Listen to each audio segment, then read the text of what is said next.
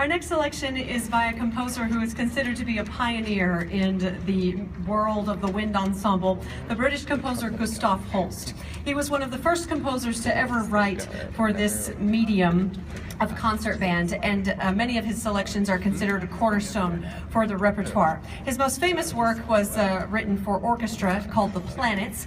But even with his greatest successes, Holst said that a man cannot live on composition alone. So he was also a very prominent organist in London, and he was sought after as a trombone player in opera orchestras and in various symphony orchestras around the British Isles.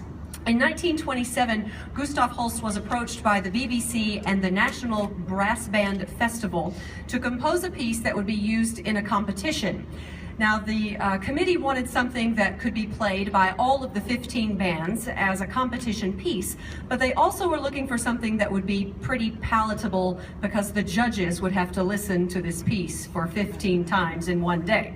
And so Holst took the challenge, and in 1928, his Moorside Suite premiered 15 times by those bands competing that day.